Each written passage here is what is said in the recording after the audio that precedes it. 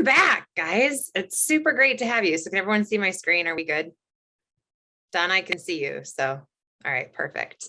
All right, so today we are in part 2 of a 6-piece masterclass series all about authenticity and how do you show up as your most authentic self, embracing it. So we spent last month really trying to dive in deep and figure out, all right, who are we to our core? And the more that we can spend in that space of really understanding who we are, it helps grow what I'm going to talk about later as your confidence tree. And so the idea behind the confidence tree is that the more that you learn about yourself and you embrace your authenticity, the deeper that your roots grow, so that whatever happens on the top side, whether the wind comes or whatnot, you as a tree are still rooted in who you are at your core to just kind of wear the weathers of life. So with that, let's do a quick review and get started for today. So we're going to revisit authenticity. What is authenticity? It is being true to your own personality, values, and spirit. And this can be seen and depicted in a plethora of lights. It is from dressing the way that you want to dress, talking the way that you talk, showing up as who you are, and also being respectful in the process. So there is a piece and a component that comes into the respect piece when you are showing up as your most authentic self. Because ideally, you want to respect yourself throughout this whole process as well, but really also staying true to who you are at your core, understanding your values and your spirit, and think about it in context of yourself. So a lot of times we are driven and we are given a lot of external factors that play into who we are. So a lot of programming exists back from generations before us. So a lot of programming can come from our grandparents, that can come from our parents. And so some of the beliefs and values that we have aren't necessarily true to us. And so thinking about this in a different context and really diving into who you are at your core is how you identify exactly who you are, what you want to be, and how you want to project yourself to the world. So what makes someone authentic? Well, it's when they're not afraid to be who they are. And you just feel good. You feel good in who you are. And so when we go back to that tree model, the deeper that you're able to grow your roots to feel good showing up as yourself in the most you version that you can, that is where that authenticity piece comes into play.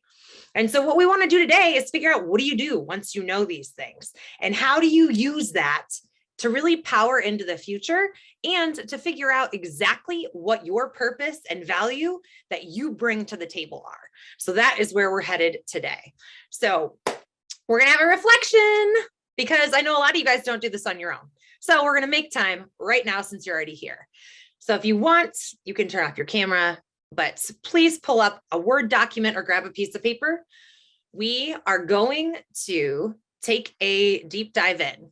And the question I want you to reflect on is, if you took off your mask, the mask of what you show to the world, and you can look at this in a couple of contexts. You can look at it in a business persona, or if you want to look at it in a personal persona, maybe how you show up in relationships, or how you are with your family, or just anything like that, where you feel that you aren't showing up as your most true version of yourself. If you took off that mask, who would you see? So I want you to start by looking at yourself. If you have a mirror handy, I want you to take a nice deep look at yourself. Or if you have one of these fantastic phones, you can use the FaceTime or like the reverse camera to make sure that you can see yourself. So with that, I'm going to give you 2 minutes. Take a deep look at yourself, and I want you to just freely write what you see. And I will be back here with you shortly in 2 minutes.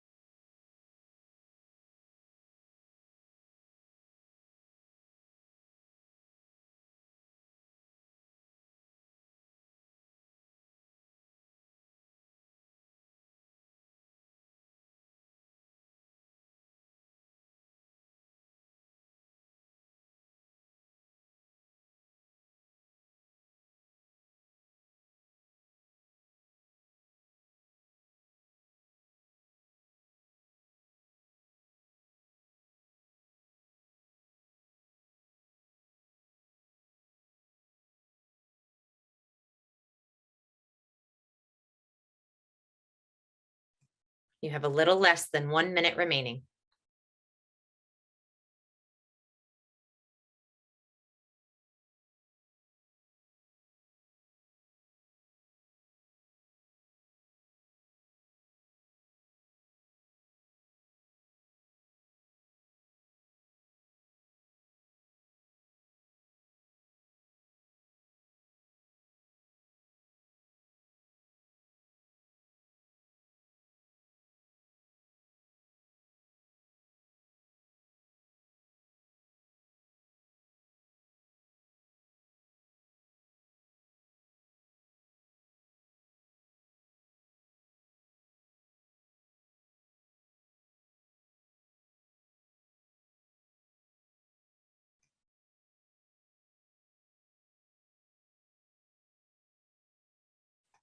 All right, welcome back. Okay, so the whole purpose of doing this, I want you to save this tonight and I want you to revisit it tomorrow. And I want you to pay attention to how you feel throughout the rest of today. And it'll be amazing to see what kind of epiphanies that you have throughout the day. We'll keep going and you'll understand why here shortly. So Brene Brown has a fantastic quote that talks about, in order for connection to happen, we have to allow ourselves to be seen, like really seen. And so to really understand that is to look in, and this is where self-awareness comes into play. For example, how I believe people receive me, I know is not exactly the case. It's why I have a plethora of mentors from all over the country, a variety of ages, different backgrounds, etc. Because if I want to make sure that I'm really seen, it has to come from a sense of sincere self-awareness and wanting to understand how I am connecting with other people. And then also how I see myself, because what I believe as my authentic self could be very offensive to other people in certain situations. So figuring out how to tone that and make it cognizant for the group that you are working with is really imperative as we move forward in our careers and we identify what our meaning, purpose, values, vision, life really is for us. So when we look at the characteristics of authenticity and authentic people, these are the people that value experiences. And I say that because the experience piece is important. They are not the people that are going to value things. They're not going to be those object hungry people, but they're the ones that want to go experience life because they understand that life is what happens to you when you're busy making plans, but also really to find out what is it that sets your soul on fire. You find that by trial and error, and you go out and you go seek life to figure out who you are all the way down to your core. Authentic people listen, but they don't listen to respond. They listen to reflect and understand. One of the best pieces of advice that I took and actually practice on a regular basis now is when I'm listening to people, I'll usually say I need 24 hours to digest. I have learned that I'm a kinesthetic processor. And so it's very important for me after I've taken in a ton of information, or I need to be very cognizant in my decision-making, that I need to work out. It is just what works for me. It is how my mindset works. But I'm also not one that's going to make a brass decision right away anymore. I used to fly off the seat of my pants, and it didn't necessarily do me a lot of favors. So now I'm much more cognitive of really making time to process and evaluate how I'm going to be with my decision making. One of the other things that is important with the characteristics of authentic people is that they're not afraid to explain themselves. Most people can wrap their heads around anything that you're bringing them, especially from a change management perspective, if you can explain yourself. If you can give somebody the why, they can get to the how and the what. This is one of Simon Sinek's The Golden Circle, where he talks about people don't care what you do, they care why you do it. So if you can give people the why behind whatever's going to come from change or to implement or execute something that they might not have been privy to before, give somebody the why and then give them time to understand and explain, here's what I'm thinking. One of the other things that authentic people do is they love themselves. And so one of the things that we are doing throughout this course is figuring out who you are at your core so you can figure out what you love about yourself, why you show up to choose yourself every day. Then you can see and acknowledge your faults. Today, we're going to dive into my weaknesses, and I'm going to explain to you why I don't care about them.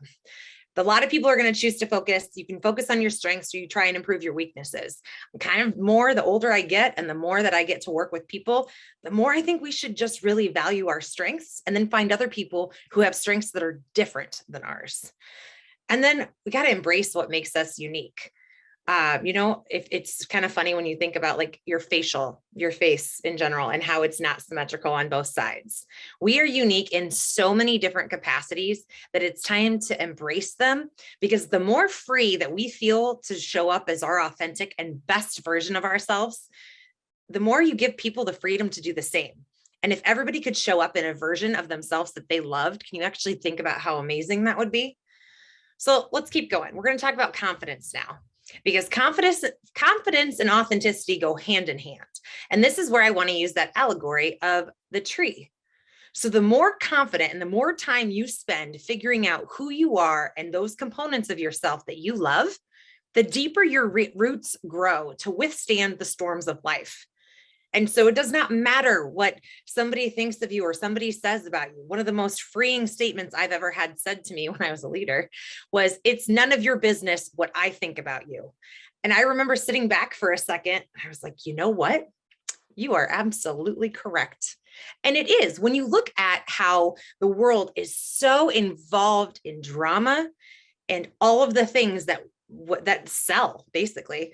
You look at all the reality TV shows and stuff, the world loves drama. And I feel like some of the more authentic people choose to just not care. And that's one of those things. So when you are building your roots and the outside world comes, you're able to withstand whatever storm because you know who that is. If anyone ever watched Schitt's Creek, Moira Rose is like, at the end of the day, it's all about you knowing who you are, when the internet attacks her at one point. And it's funny because she's very dramatic about it. And she's obviously very bothered by the fact the internet thinks she's dead. But it's all about her coming back and being like, no, I'm here and I'm still fabulous and I'm awesome, because she is fabulous and awesome. She's Moira Rose. So think about confidence and the whole way that we raise our children and the way that we empower and we mentor people is to get people to grow really deep roots so that they can withstand whatever happens. And however people are depicted and whatnot, standing true to who you are and believing in your values and your beliefs is all like being a deep rooted tree. So try and think about that as we continue on today. All right, so we've done some personal reflection. We've done some assessments. Now we're going to focus heavier on our strengths, but we're going to acknowledge our weaknesses along the way. And so with that, I have another activity for you guys to do, which you do not have to do it now. You can, if you want to put it up on the screen while I walk through this. And if you choose to do this at a later time, I'm excited for you. So we are going to go through and figure out what makes us come alive. So last masterclass, I talked about strength finders. We talked about character assessments and figuring out exactly like what works for you, what doesn't work for you. And we assessed our personality. So this time we're going to figure out what sets your soul on fire, what actually brings you purpose and meaning in your life that makes you feel excited to be there. So this time I'm going to ask you guys to do a spark type assessment. And this is actually presented by the Good Life Project. When you do this assessment, it's pretty quick, probably under 10 minutes again, but it's going to identify your primary spark type, your shadow spark type, and your anti-spark type. And so I want you to dive into these, and we're going to use mine as an example, but we're going to show you how to reflect on these and how it actually plays into what you do in finding meaning and purpose in your life, which then helps you to live more as your authentic self. So we're going to harness that power of your authenticity and dump it into the spark type to see what it says. So your primary spark type, you take these assessments, you take these questions, and this is what it tells you. It's going to show you what your driver is. It's going to be, this is what gets you excited to do. And so whether you're paid to do this or not paid to do this right now, this is going to help you figure it out, especially if you are clueless right now. All right, we figured out, like, here's your foundational components. This is what makes up your personality. Here's your characteristics, but I want to know that fire and that passion. And we're going to figure out if you're currently in that spot or if we need to pivot. So this is where what you come alive with in your full self.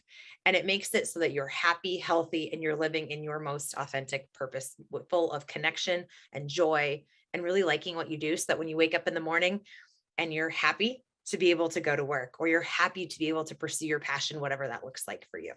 So me, I'm the advocate, which completely makes sense. I have made it in my mission in life to advocate for injured workers and for people that are in the adoption, foster care, children that just have not had the most ideal situation presented to themselves. So when you look at an advocate in this capacity for the spark type is about giving a voice to an idea, person, living thing, or community. Yep. I love taking on challenging the status quo. I love fighting for the underdog. I love trying to give purpose and meaning to people who don't have a voice along the way. And after being in workers' compensation for 18 years, I've busted my butt to get people to understand what injured workers go through during this process. They don't get the easiest voice to advocate for themselves. And so it's up to people who have my like mind and vision to come advocate for them. Because it's most times, which is so gross and awful that we have to talk about this, but the decisions that are made that impact these people's lives are from high up top executives that are all looking at making money versus what the original intent of workers' compensation was for, which is to restore the livelihood of injured human beings. Instead, we've made this an industry over the past 100 years that profits upon human suffering, and I don't like standing for that. So I have made it very well known during my 2 decades in this space that I don't like that. And I'm going to continue to advocate for people who don't have the voice, who don't have the power to try and change the legislation, and who aren't able to debunk why an insurance company doesn't issue checks on Friday so they can keep their money in the bank for 3 additional days, when really the injured worker always gets paid on Friday. So we're going to mess with their pay system just so the insurance company can bank a couple extra dollars times how many people. The things you learn along the way. But advocate, anyway, back to this. It is about trying to find a solution and help provide that voice for people who don't have it, or that are being violated, or there's so many things that it goes into. When you think of advocacy, it was one of the topics in the claims world for a very long time of we're going to advocate for people. We tried to change that up a little bit and make it more of an empowerment. Well, it depends on where you're at and what you're doing. When we look at rules, regulations, and stupid policies that are in place literally to, again, profit off of human suffering, somebody's got to be out there saying it, and then getting movement and people to pay attention and do something that it drives meaningful, purpose-driven change. And so looking at this, when that is my identifying factor, I'm like, this makes sense. So whatever it is in life, and my passion outside is, again, working with children who are either in the foster care system, who have been removed for their families, and figuring out how to make sure those children have a voice along the way. So when you look at yourself and you're going through this primary spark type, this is that stuff that fuels your passion. And I feel like I get to be pretty gifted in this space because I've gotten an opportunity to create a space that is allowing me to do that from my seat. So really looking at that passion and purpose and that meaning that is driven behind that. As the advocate continues, and I can't remember how many spark types there are, but this I hope makes sense for you when you're doing this. But it's also looking at things of making leadership in ways that you might not have thought of before.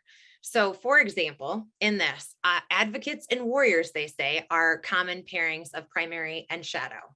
So we'll go into my shadow self here in just a second. But my essential nature is not about organizing and leading, but crafting and bringing forth a coherent voice and enticing action around it.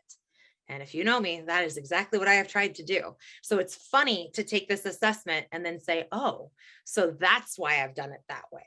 And then when you combine it with understanding your strength finders, your characteristics, and your personality type, a lot of this stuff kind of comes together. But this is the piece that's going to help you realize what your passion is if you have no idea what that is at this point.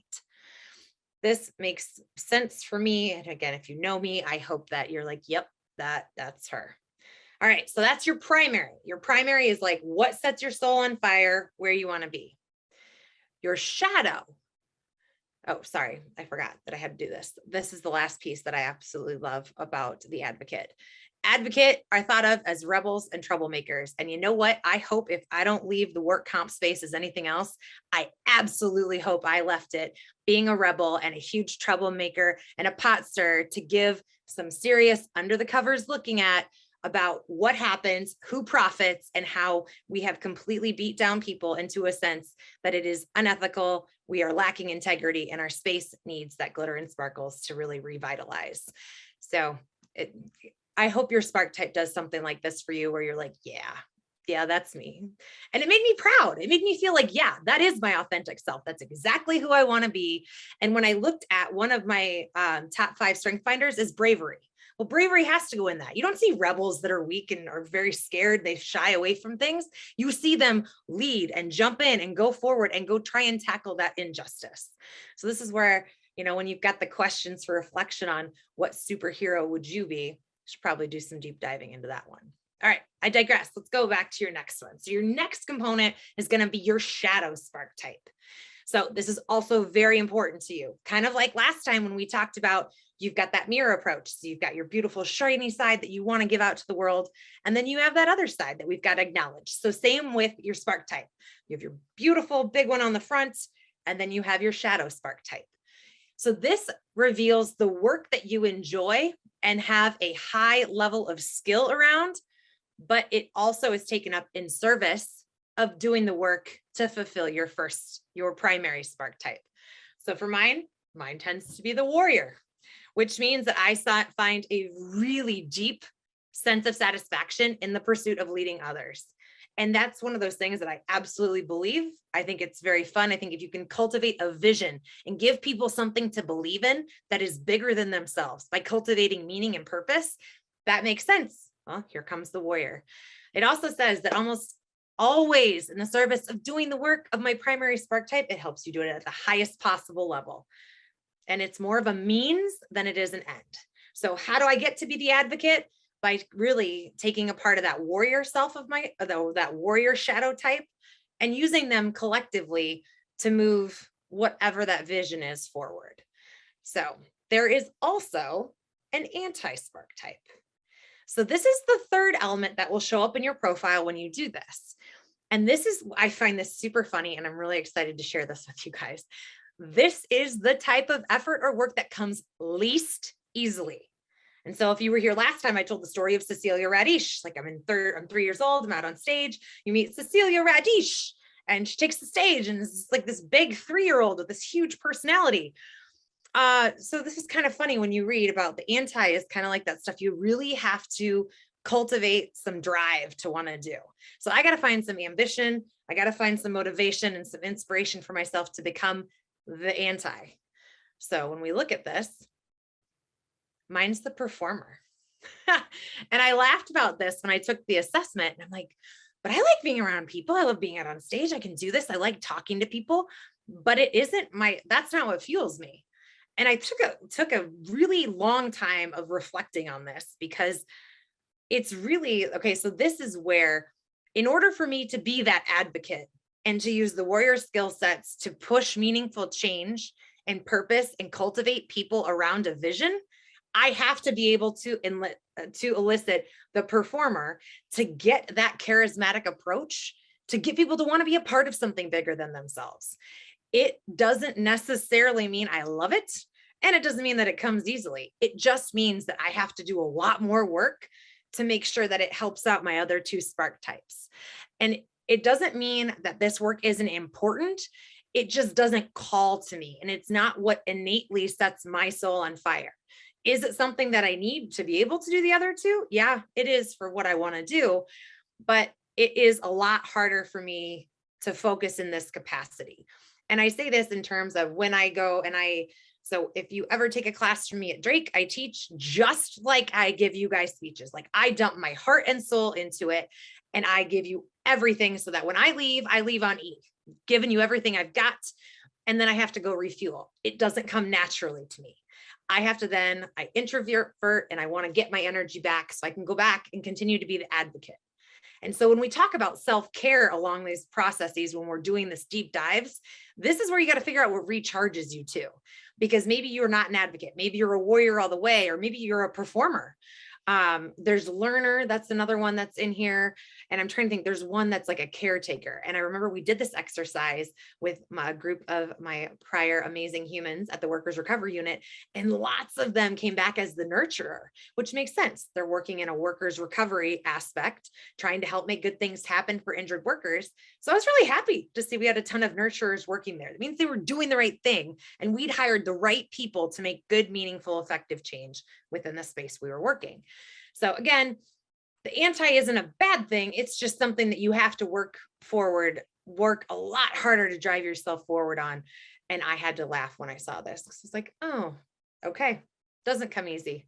Wonder where that 3-year-old got it, but that's all good. So, all right, we've done some reflection. We have acknowledged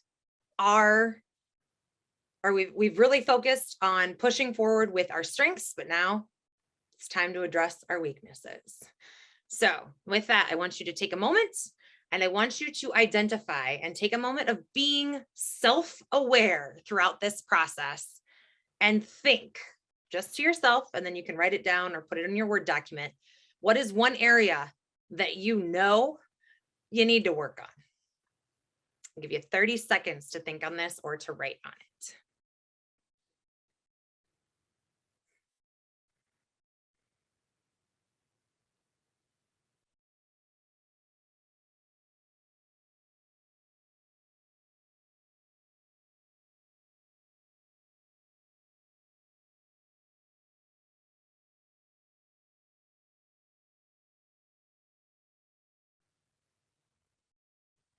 Okay, now read what you just wrote.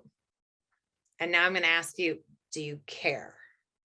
And I ask you if you care, because some of our weaknesses, or if we're going to call them lesser strengths or whatever the PC term is these days, are they something you care about? Do you care to make an investment in those, or does it make more sense to spend time, effort, and energy into growing and enhancing your strengths that make you who you are? Only you can answer that, but I'm going to show you guys my weaknesses and we're going to embrace them and love all of them. And I'm going to tell you why I do not care about any of them. Because when you bring a team together or you're trying to achieve an overarching goal, again, how you want to handle yourself is completely up to you. I'm only giving you one aspect, but anything that I lack, I like to go seek out in other people because that's their strong suit. So I know what my weaknesses are. And one of the interesting things is if you guys have ever done a DISC profile, the DISC, I loved it. The last one I did, we did it. There were 4 of us from a leadership standpoint that did it, and each of us had something different. And then I knew I put together a good leadership team because we all had different strengths. And that's why we all worked really well together. And it made sense for who was doing what position because we complemented each other. We didn't have, again, when you put together a car, you don't have 5 accelerators. You've got to have the accelerator, you have to have the brakes, you need the mirrors, you need the steering wheel. You need a plethora to get things done because everyone comes with a different lens and a different set of experiences. And so how you want to get from point A to point B is by identifying what do you need in other people to make sure that you guys are successful for what it is. The same is true when you look at your friend circles and when you look at who you surround yourself with. So we've talked about in the past, like you are who you surround yourself with, the top 5 people with whom you spend the most time. That's where your main source of energy, your main source of inspiration come from, is the energy that you have with those people. And so I caution you to think about that. Like, are you all the same? Are you different? How do you feel when you leave people? Pay attention to that because it can really reframe how you're showing up for yourself and what life looks like when you are living. So acknowledging weaknesses. My bottom 5, we're going back to strengths finders here. And this was harmony, discipline, analytical, context, and deliberative. And to make sure that we are all on the same page with what these mean, I took the definitions from the assessment and we will talk about them. So harmony, looking for consensus. People who are high in harmony do not enjoy conflict. They seek areas of agreement. I don't. I do not shy away from conflict at all. I think a lot of growth happens in conflict, and I don't like to surround myself with yes people. So the fact that harmony is low for me, I do not care about. I don't look for consensus. I do look for collaboration and I look for buy-in, but I think there is a healthy amount of conflict that can sometimes go into that. And so while some people might be very resistant to conflict or they don't want to address it and whatnot, I'm somebody who will walk right into it and just call it out like what it is. And so seeing this as one of my lower strengths, completely fine with. That's never going to be one of mine, and I don't care to work on it. What I do care about is making sure everybody that I'm working with or that I'm a part of from a group or a philanthropy standpoint or an organizational culture is making sure everyone has a voice and everybody has an opportunity to be heard. Other than that, if we all don't agree, that's okay, because you know what? It's life. That's not what's going to happen. And when you want to drive effective, meaningful change, it's going to be harder to get there from a consensus standpoint, especially if you're taking on an industry that might be 100 to 120 years old. So something to think about. Discipline. Discipline is one of my lowers. So when we talk about formulating routines, I don't enjoy that. For the longest time, I was like, no, I don't want routine. I just wake up and I'm full of spontaneity every day. Do I need routines and structure? Absolutely. Is it a strength of mine? No, I have to absolutely work on it. And this is where I have friends, like I saw Yvonne is on here, that hold me accountable because I know discipline is a weakness of mine. And so I do have to put accountability buddies in place, and I have to actually push myself through lists, through checklists, or whatever it is, of making sure that I'm getting things done, because it does not come easy to me and I don't enjoy it. Now, after I've been doing things for a long time, I call discipline like parenting yourself.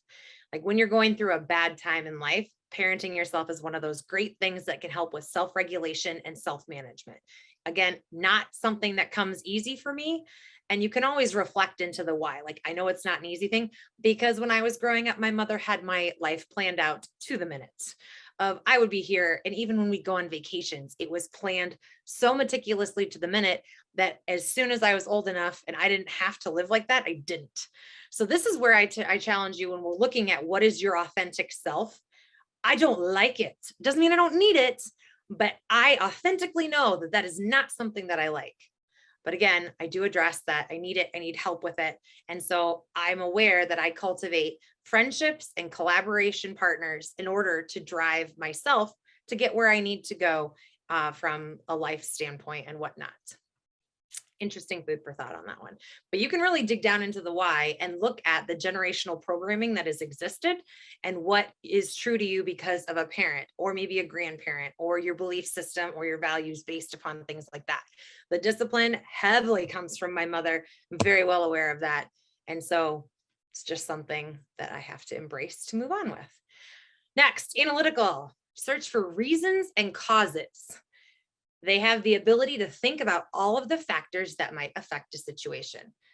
No, I don't. I like to do the visionary stuff, but I love my analytical friends and my analytical colleagues and coworkers because we collaborate really well together because I know it's not a strong suit for me. And so this is where I love my numbers friends. I've always been really good friends with the actuaries and the finance people because they see things very differently than I do. And I know that. And I know how valuable they are and how their perception is really important, but I know it's not a strong suit of mine and I don't care. I just simply, that's not something I'm going to focus on. I'm going to find the other people who are innately strong in these categories to work with to get going of where I'm trying to drive meaning, purpose, change. And they can help me showcase getting down to that real root cause of, okay, if you make this change, here is the systemic impact that's going to happen. One of the really, really neat things back in the day when we were trying out the psychosocial factor, back when I worked at RTW, it was called ID15, and there was an insurance company that was utilizing it. And they were able to use one of the actuarial triangles to showcase what a difference it actually made to identify psychosocial factors of an injured worker on the front end. And so in that kind of context, I knew the science, I understood the why it mattered, what we should be doing to help adjusters utilize this information, but they came with the data and the numbers to support what I believed and were able to help me prove, because at the top, you got to be able to explain things in a numbers capacity. It can't be all feelings and intuition, but there's a lot of this stuff that goes hand in hand and can create a really harmonious dynamic when you partner together and look at things as a collective whole in organizational development and change management. So again, not a strong suit of mine, not one I care to focus on. I'll just find other cool people that can help me along the way. All right, rounding out my bottom 5, context. Context means enjoying thinking about the past. I absolutely do not. No, I am all about today and the future, but they understand the present by researching its history. So this is one of those things, like, I don't like diving into my past at all. I absolutely hate it. I find value in digging in and understanding the why, but it is not something that I enjoy in any capacity. I think from a history standpoint, I think it's neat to learn about history of things, but I am much more about how do we drive meaningful change forward to change the outcomes and the trajectory of what's coming. And so it's, again, something that I'm aware of, but it's not something I care to dive into any further than that. And last, my very last one is deliberatives. This is my 34 strengths finders. 34, deliberative. Serious care they take in making decisions or choices. They anticipate obstacles. Not a strong suit. This is my dead last. I don't necessarily, I like to act. I like to follow through my intuition. I like to trust my gut instinct. And so understanding that this is a very big weakness of mine, I just have to be cognizant of that. I never want to not trust my gut in any capacity. I think that there is a really heavy approach into, from my seat, I love being in tune with the energy and what happens when you're around different people and when you're making decisions, what energy you get off of them. And that's something I don't want to lose. So this is something I'm aware of, and I am happy that I'm aware of it. But again, probably not something that I'm going to put too much effort into. I'm just going to have to remind myself and then practice awareness around this. So when you are doing these and you're looking at, all right, what do I want to focus on? Maybe that's something that you want coaching in, but at least helps you pinpoint exactly what the factors are that may be something you want to work on, or if you want to focus on your strengths and just be aware of these things, or creating an awareness with the groups in which you're working with, or with your friend circles or your accountability partners of saying, hey, I know this is a weakness of mine. Can you help keep this in my frontal perspective? Like, make sure it's in my eyesight and I don't lose sight of it. So a lot of things that you can use and take away from a coaching element standpoint. So embracing your weaknesses. So next up, all right, we're aware of these things. We know what's going on. We now have our fuel and our purpose. We understand what our strengths are, what's going to fuel our passion, and where we want to focus our energy. Because understanding your weaknesses is all about where you're going to focus your energy. And only you can decide if you want to put effort and energy into focusing on your weaknesses or enhancing your strengths. That is up to you, and I support you with whatever endeavor you choose to do. So where do you focus from an authenticity standpoint? So let's say you're like, Claire, I just want to be more authentic. Number one thing to do, set boundaries. You treat people how they're going to treat you. You tell them how they're going to treat you. You answer your phone on the weekends for work. You respond to emails right and left for work on the weekend. You are telling people that they can do that to you. This is like one of my leadership things. And I think I have some of my team members on today. I don't email you on the weekends unless it's something like crazy, because that is your time. And I respect that, because that is a boundary that I did not always put in place, but it's imperative when you look at how people recharge. And what the pandemic has taught us is that we kind of blurred a lot of lines.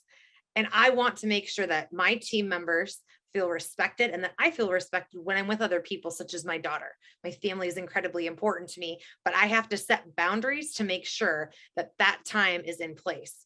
So here comes my routine. Like, I don't like the routine stuff, but I had to be actively engaged in setting boundaries, not only for myself, but to respect my team members as well.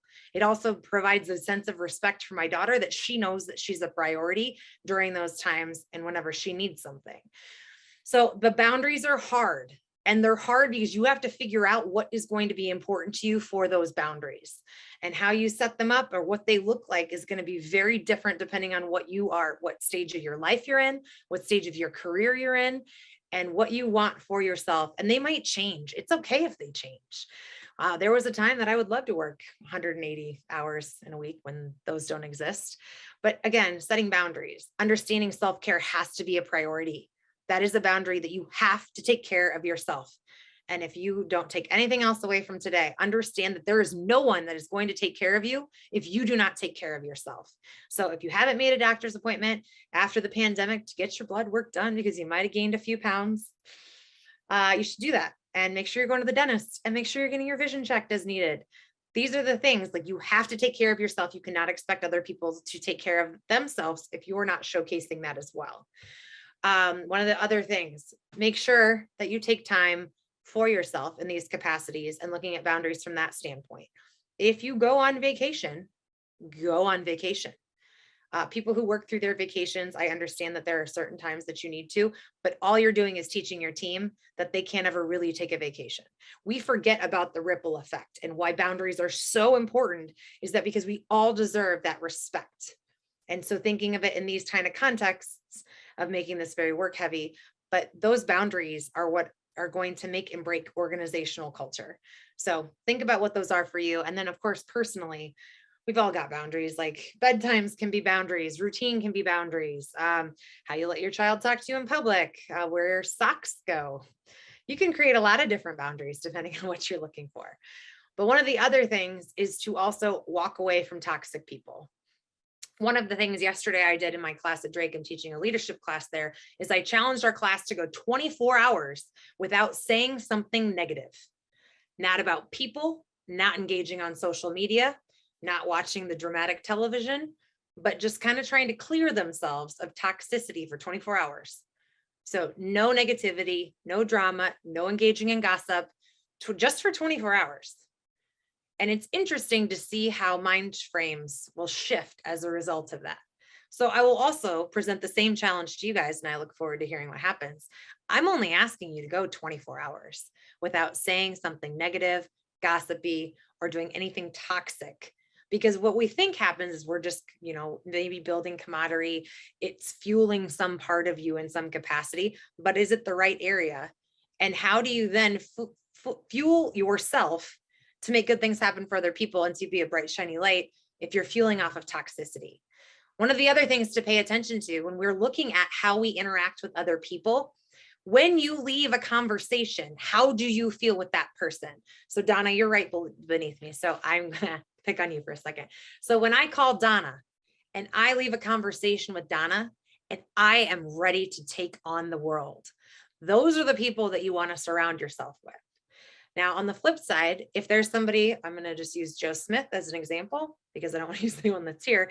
And I call Joe and I leave and I'm like, oh, I am drained. I think we all have friends or family members that we're aware of that we kind of call the Eeyore. Nothing is ever good enough. I actually had a good childhood friend last week that said, so how's your gloomy day going today? I was like, oh, I'm so sorry. Wait, have we met? Like, we've been friends for a long time, right? Like, why would you ever start a question like that? So pay attention to how people make you feel when you interact with them and then when you leave from them, because your energy is either going to be high and you're vibrating and awesome, I'm ready to go take on the world frequency, or they have just sucked the life out of you. Get away from those people. You got to start trying to focus on, if you really want to be living your best self and coming into your most authentic self, you can't always surround yourself by those. And the hard part of the toxicity of people is that a lot of times it's family. And that is one of the hardest bonds to break. So when I tell you that, breaking those generational bonds or the patterns that have been established with us for years upon years upon years and decades, it's not easy. So being my authentic self with you guys today, I don't talk to my parents.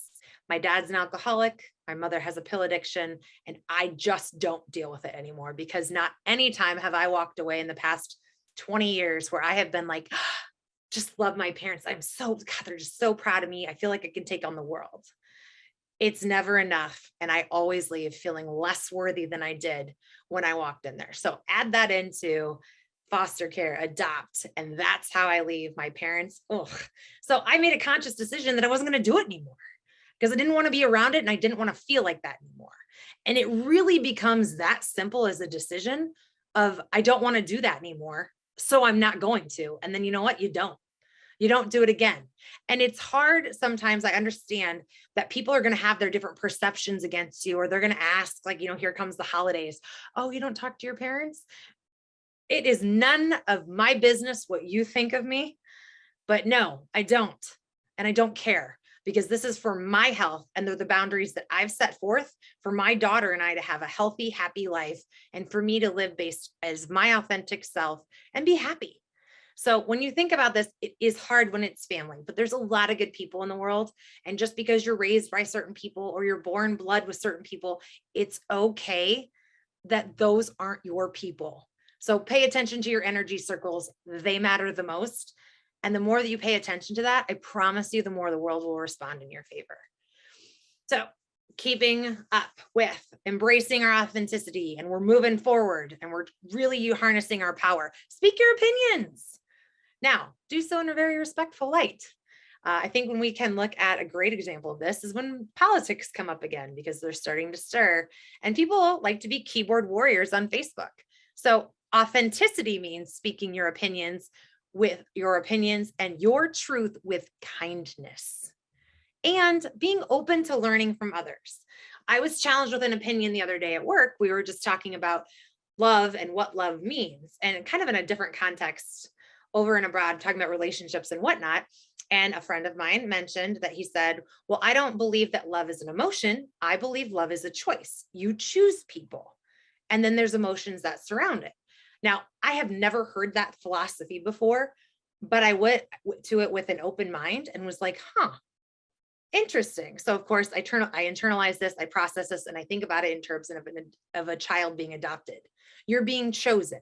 And so every day those parents choose to keep you as a part of their family, and the emotions that surround it, that's what we end up relating to love. And so I'm like, okay, this is a different perspective. I've not thought about it in this capacity, but it makes sense. And it brought me peace and freedom with a lot of my childhood stuff, because that's the stuff that I like to go and dig into. But it was something that was different. And it was something that I could come into this and approach it from a different capacity, because it was something that I wasn't used to or I hadn't thought of before. So when we talk about being authentic, it is being open to hearing out other perspectives and understanding their why. At the end of the day, when you walk away, you don't have to agree with it, but you can be respectful to hear how someone else does. And that is where that authenticity of speaking your opinions and your truths with kindness and compassion, of understanding that we all have our stuff. We've all been raised differently. We all live different places. We've had different life experiences.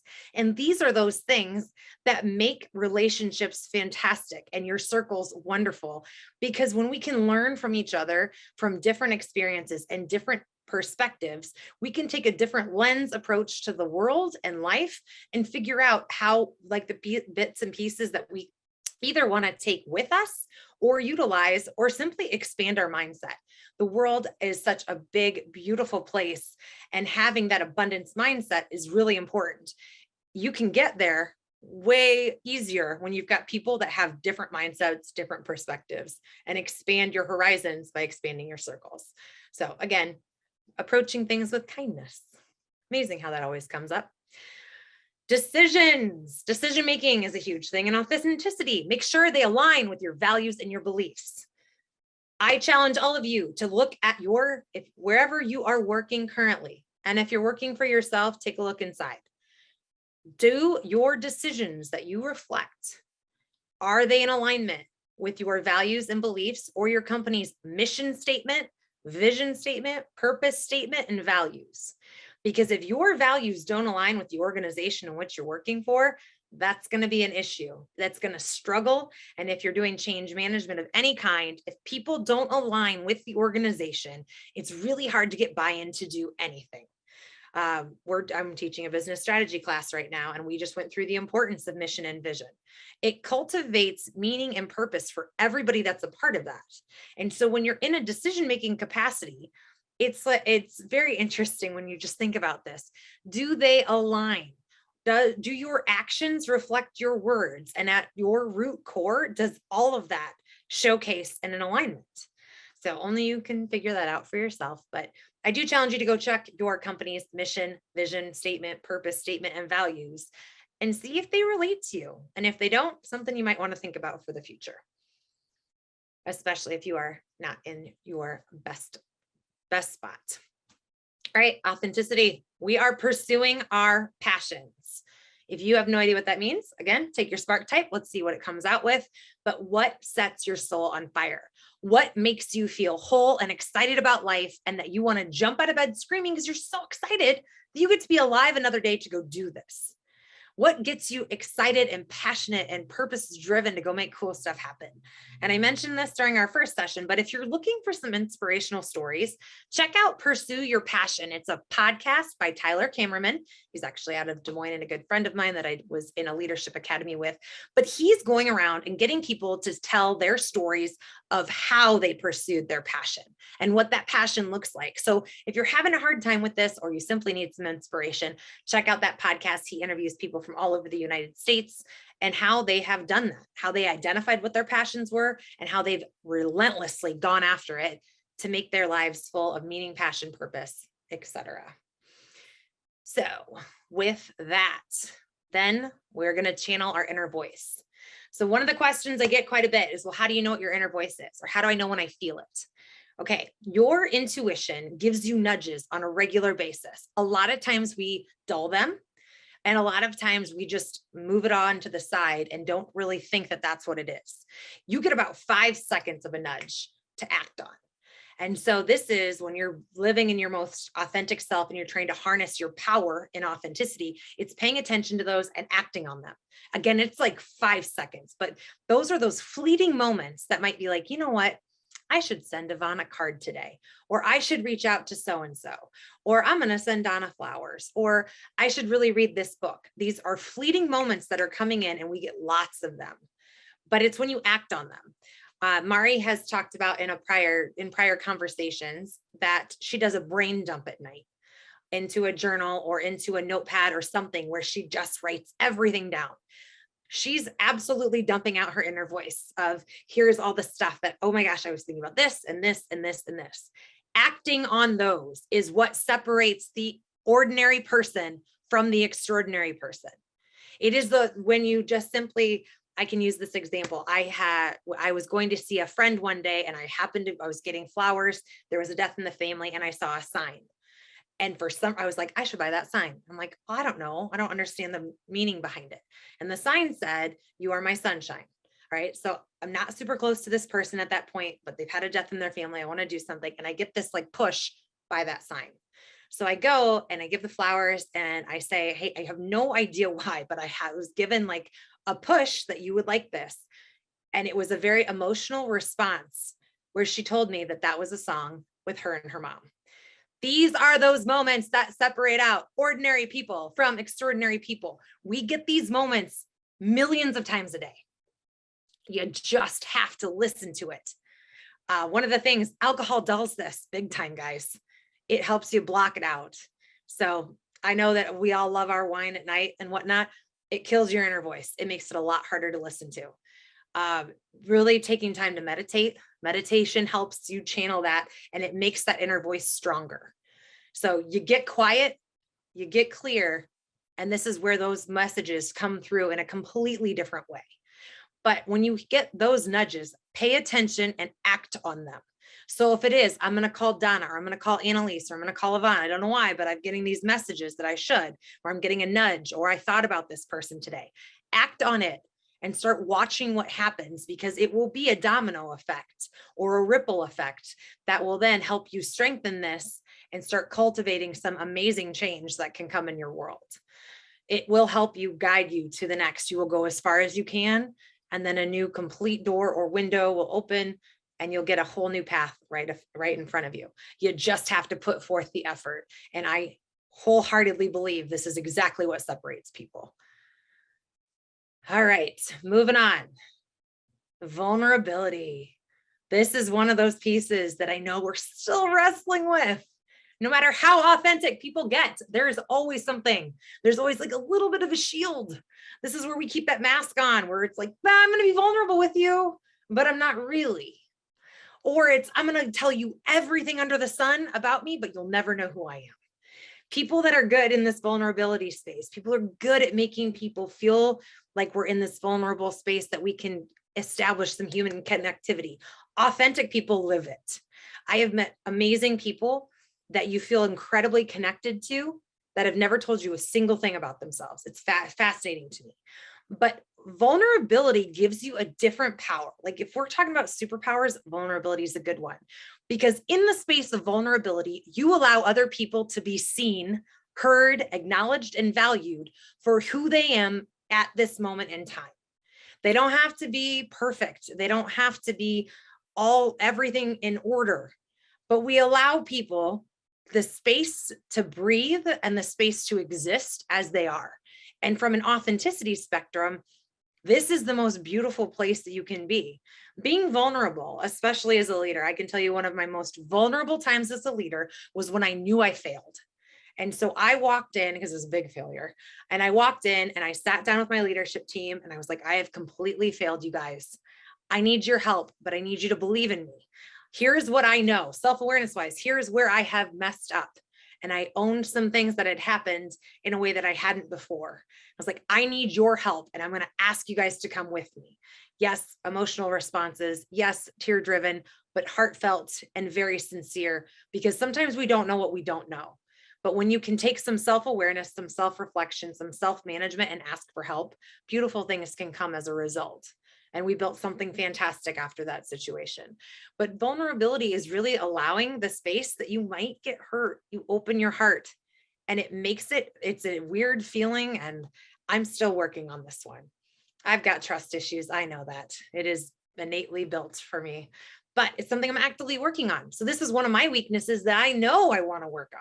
So I have my friends that I surround my circles with too, where I know I need them to give me that little nudge or that additional help to get me moving into ways that I might not have thought of before, or giving that space where it's okay to fail, and creating those environments where when we're mentoring people, we're giving them, hey, I am not perfect. This is what happened, or this is what happened, or hey, I've been there. And being able to share stories that arrive at collective whole hearts that bring people into a space that they didn't know existed for them. So allowing yourself to be vulnerable and open-hearted is probably one of the highest places of harnessing your authentic self. That's that goal. When you can be and live in that space on a regular basis, you allow people the freedom to do so in the same context. And so I know we're getting close to time, and I have reflection questions for you again, because again, this is a masterclass series where you do have homework, because in order to develop and grow along this process, you've got some self-work to do as well. So we will send this out. So you do not have to write all of these down, but we're going to go through them at least. So last time I think I gave you 20 questions. This one I'm giving you 32.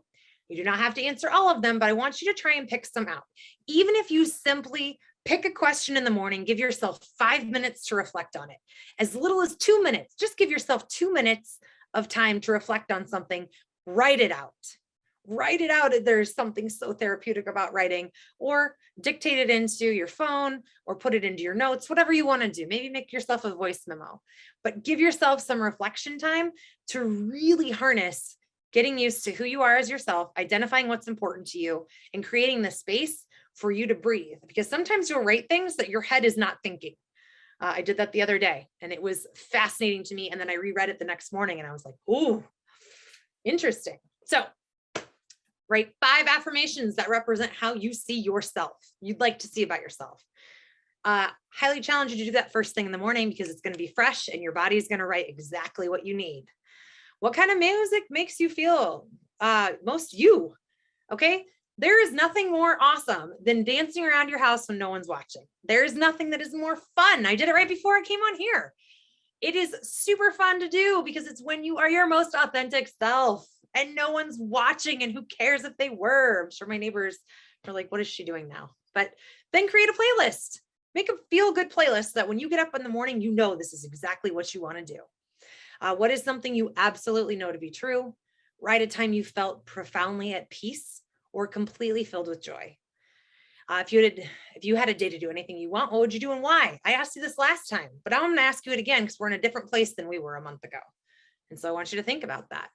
You can do this for as little as 2 minutes a day. What do you love most about yourself? You just looked at yourself in the mirror or through your phone or whatnot. Tell that person what you love about them, and then give them a high five, because they deserve it.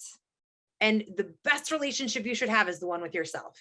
That's the one you get for life. So make sure you're harnessing that, you're nurturing it, and you're giving yourself some love. If you had a superpower, what would it be and why? Write about something you have truly loved and how it affected you?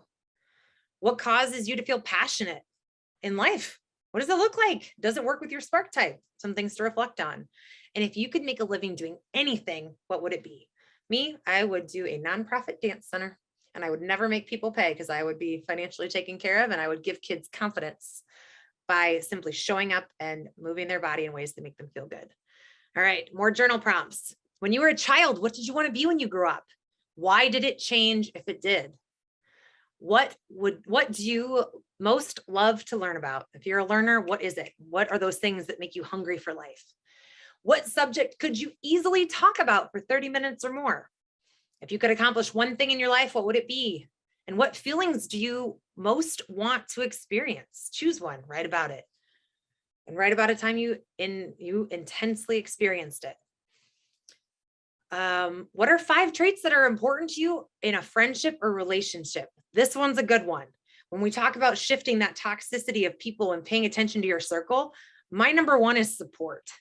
I want to make sure that if we're going to be in any type of relationship, that you've got my back because you know I have yours. Loyalty tends to be one of my stronger suits, but I also want to feel that back. What do you value most in life? Write about something you miss or wish you had more of in life. What do you feel you need to let go of? Then let it go. And if you could change one thing about your life right now, what would it be and why? If you could tell your younger self anything about your present self or life, what would it be? Then you should probably mentor and then pass that information on. Who would you like to be in the next 5 or 10 years? It could even go a year or even a few months. What is your special gift or talent? Write about some experiences in your life that you're genuinely grateful for. And be careful. If you worked hard to earn something, don't be grateful for it. You busted your butt for that. Talk about things that you're truly grateful for. They're different. We'll talk about that in the next masterclass series. What inspires you? And what gives you the fire of motivation? And the last slide with all of these amazing questions for you to think about. So this should take you through the next month. How would the person who knows you best describe you? Why do you think they're right? Why or why not? This is kind of like if you're writing that letter about your best friend. What are they going to say about you? Describe your perfect day. What have you been told or learned about yourself that you know to be true? What have you been told or learned about yourself that you know to be untrue? Those 2 questions, I want you to think about those generational patterns that have happened. Like, is there something that your parents have always said to you? And you're like, no, that's not true for me. Think about it in those kind of contexts. What's your favorite type of self-care? And for bonus points, go do it. And then what are you most proud of? We talked about that last month, but I'm hoping that as we continue to do this, you're going to open yourself up and you're going to bloom into a way that you realize there's a lot of moments that you're really proud of yourself for. And lastly, authenticity illuminates the path forward to live the life you want. When you get clear on what matters to you, you make decisions that align with your identity and your core values. You begin to build a life that brings you meaning and joy. And in doing so, you inspire others around you to do the same. So until next time, friends, you have your homework, and I look forward to seeing you next month for our 3rd part of the masterclass series. All right, Annalise, that's all I got today. And I think I'm already over in time. So sorry, guys. Thank you for bearing with me. That was awesome, Claire. No, that was awesome. Thank you so much, Claire. We really appreciate it.